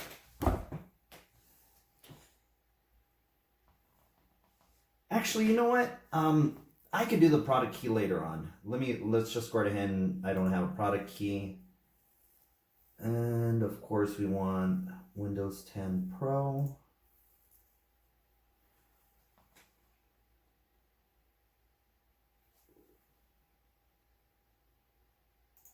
Okay, accept licensing terms, and there we go. So we want to upgrade, install Windows, and keep file settings and applications. So let's go ahead and click on this one. This one's a custom Windows only, advanced issues, advanced users. But yeah, let's just go ahead and upgrade. The upgrade option isn't available if you start your computer using Windows Installation Media. If a copy of Windows is already installed on this computer and you want to upgrade, remove the installation media, restart your computer after Windows has started normally. Insert the media and then run Windows Setup. Well, I didn't know that. Well, All right, well, let's go ahead and do that then.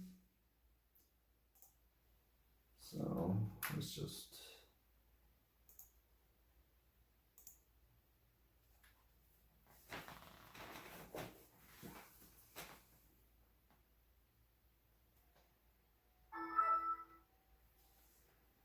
All right, so let's go ahead and figure out how to upgrade this thing to Windows 10.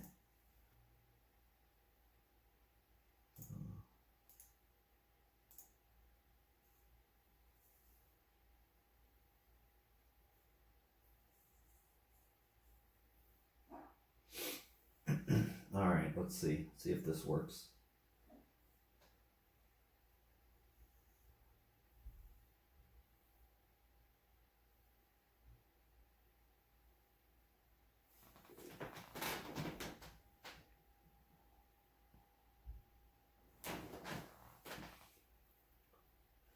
All right, so get important updates. These updates will help you installation go smoothly. Yeah, why not? All right, let's just do it. All right, hit next. Checking for updates. Okay, so we're download the latest version of Windows 10. Yes, hit next. Preparing to download the latest version. Restarting Windows 10 setup.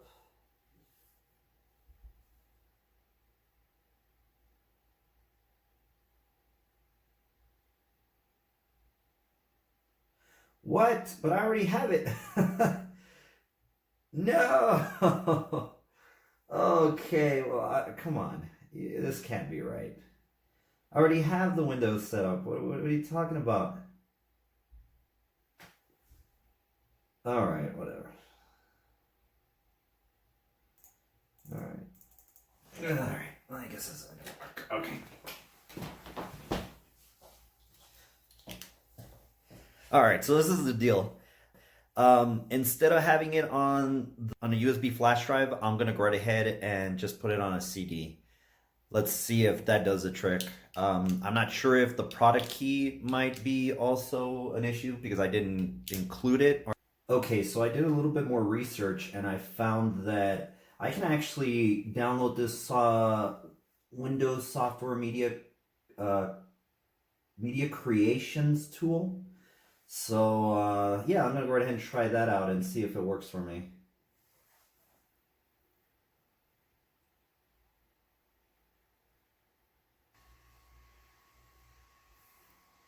All right, so here I'm just gonna go right ahead and upgrade this PC now. I was originally gonna go right ahead and basically re-download the ISO, but let's see if this works. Fingers crossed. Fingers crossed.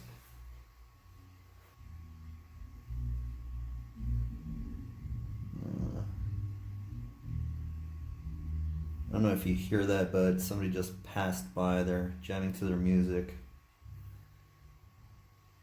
All right, well, I'm gonna go ahead and let this go. So hopefully it installs or downloads whatever it's doing.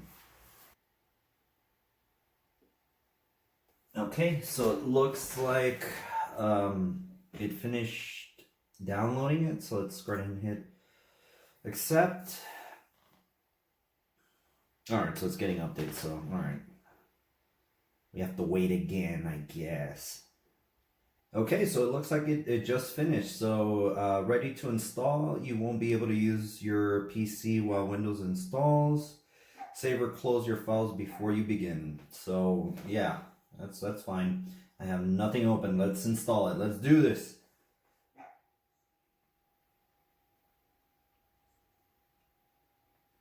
All right, so I guess we gotta wait again. Jesus.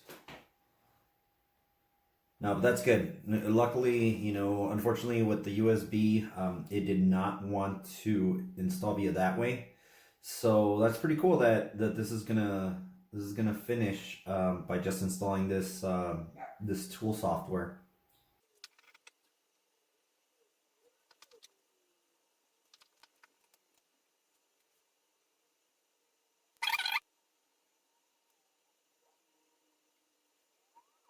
All right, guys. So this thing is still running, but I gotta go get some food. So I'm just gonna go right ahead and head on out, and we'll continue this video as soon as I get back.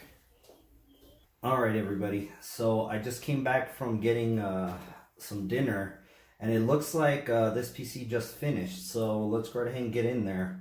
I can already see that it's already connected to the internet, so it looks like all the settings are intact, and we do have the 3 users there. Cool.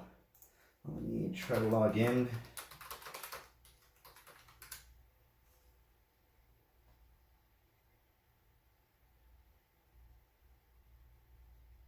Looks like we're good. Cool deal. All right. Well, I'm happy. I don't know if my mom's gonna be happy, but we'll see where let's see what happens there in that front. We're gonna be going through the whole Windows 10 setup with Cortana. I hope we're not, but I have a feeling that that might be the case.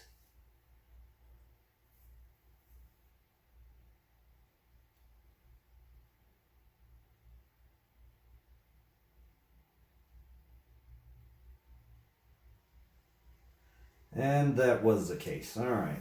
Speech recognition, location. Yeah, no. Go ahead and turn all of this minutia off, please. Bam. All right. Q, Q, Q. No, yeah, dismiss. All right, so the most important thing that I want to check is if Windows is active.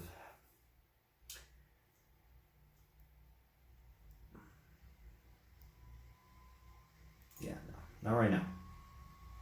And as we can see, Windows is activated. All right.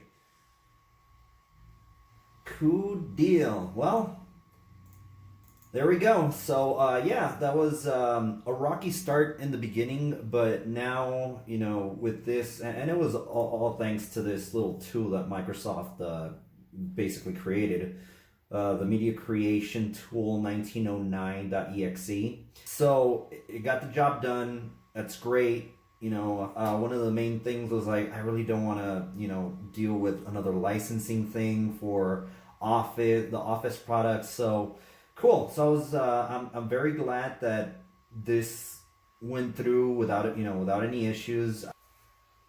All right, guys. Well, I really do hope you enjoyed this video, and like always, we'll catch. Hey, how's it going, everybody? So in today's video, I'm going to go ahead and show you how to enable BitLocker and also how to set up a pin with your BitLocker profile. Now, there's 2 things that you will need. The first thing is you're going to need the correct operating system. So if you have Windows 10 Home, that will not work. You will need to have Windows 10 Pro or higher for this to actually work. Now, the other thing that you're also going to need is or your computer is going to need is it's going to need a TPM chip, which that is a Trusted Platform Module. So I'm going to go ahead and show you how to verify if you have this chip. So if you go to Start and you type in, I just do Bit. So you go into Manage BitLocker, hit Enter, and you do see that you have this TPM administration. Click on that. And under status, it should say the TPM is ready for use. So that's how you verify if your workstation does have a TPM chip. So now that we got that out of the way, let's go ahead and get started. All right, so the first thing that we're going to have to do is we're going to go to Start and we're going to type in GP Edit, hit Enter. So here we are.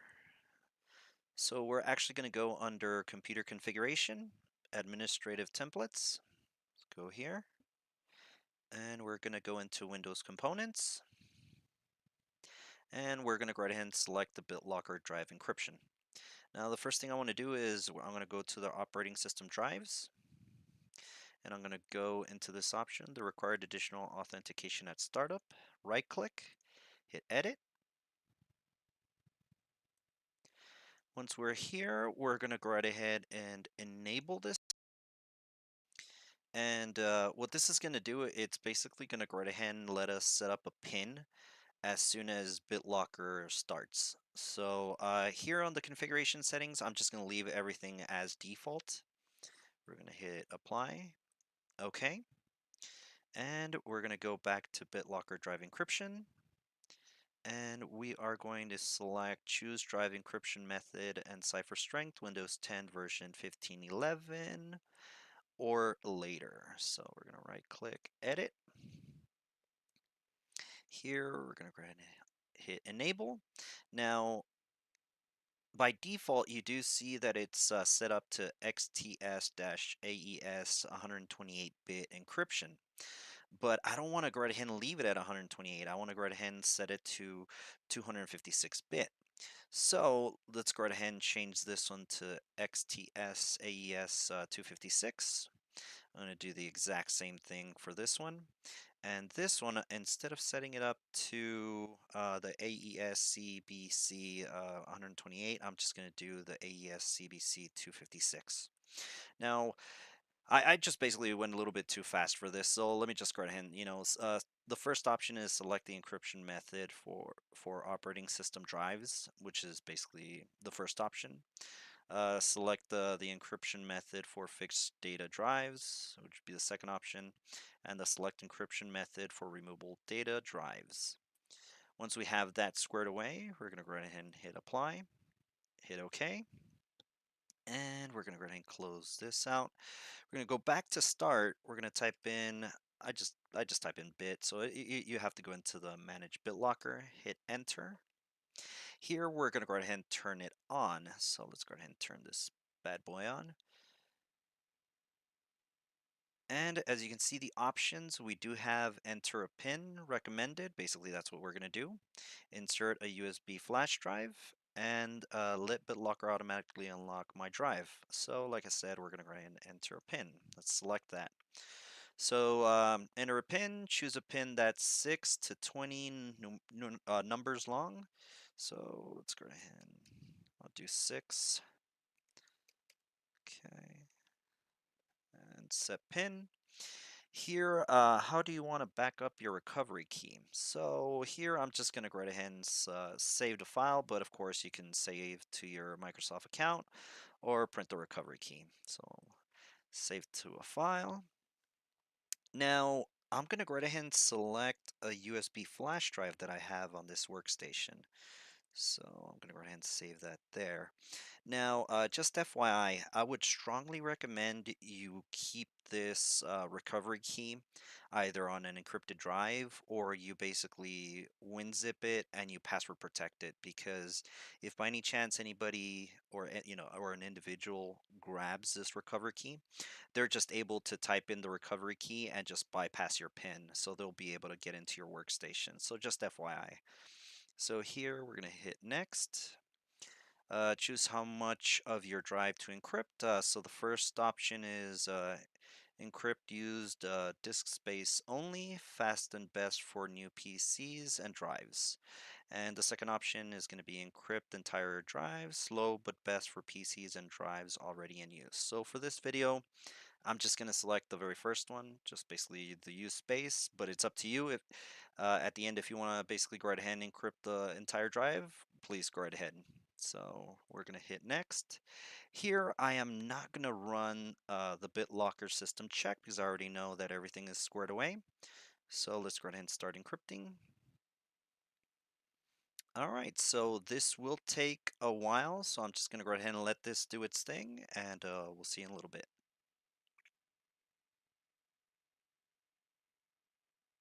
All right, so encryption of C is complete. So I'm going to go ahead and click close. So BitLocker is on. Cool deal. All right. Well, one of the things that I want to go ahead and check just to verify that everything is configured is I actually want to verify that the 256-bit encryption is set. So we're going to go to Start and we're going to type in CMD. Going to right click, run as administrator. Yes. So here we're going to do manage or manage dash BDE dash status. So there we go. So we do see volume C, OS volume, we see the size, BitLocker version, conversion status, use space only encrypted. So it's percentage 100% encrypted. And of course, here we go. Encryption method XTS-AES 256-bit encryption. So bam, we are squared away.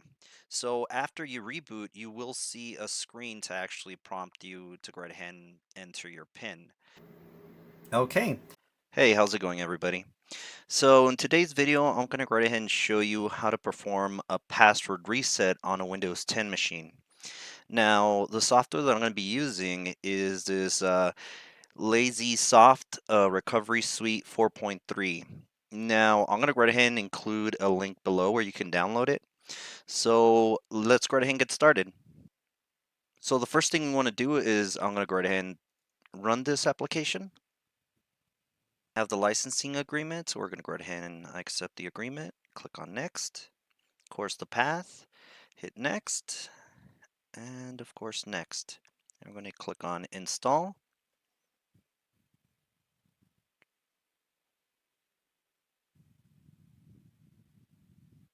And there we go, it just finished.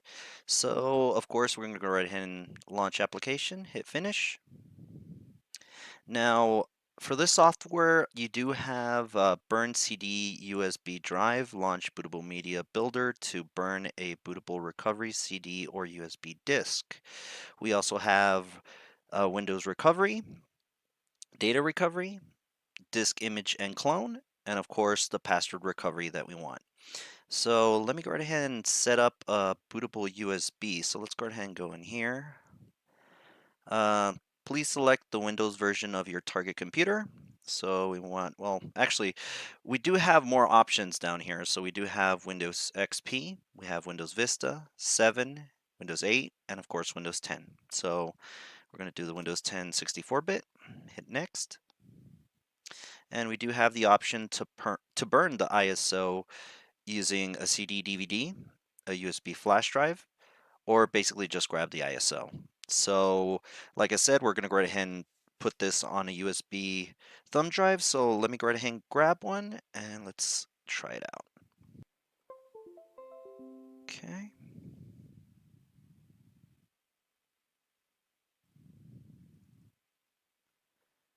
Looks like it's still grayed out. Let's see.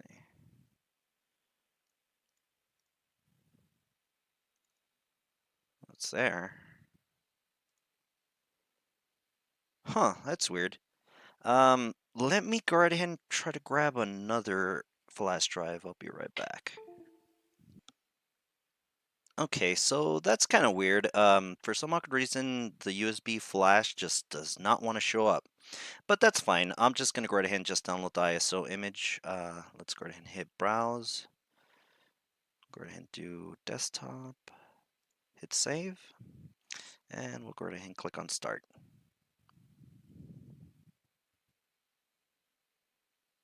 Okay, so it looks like this will take some time, so I'm just going to go right ahead and let this run. Okay, so there we go. So the ISO image was created successfully. So here we're just going to click OK. And of course, there's ISO. And we have it here. So I'm going to go ahead and hit cancel and exit out of this. Now the software I'm going to be using, it's called Rufus. I did make a video on how to make a bootable USB using this software. So if you want to go ahead and check that out. Okay, so Rufus went right ahead and finished. So now we have a bootable USB drive. So I'm just going to go ahead and close this program out. I'm going to go right ahead and reboot the workstation, and we're going to go right ahead and boot into our USB flash drive. Just going to type in just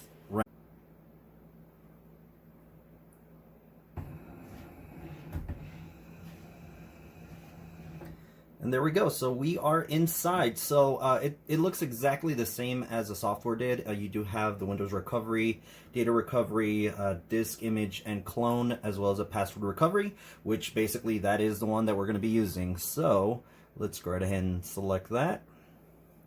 And here we have reset Windows password, of course. We're going to hit next.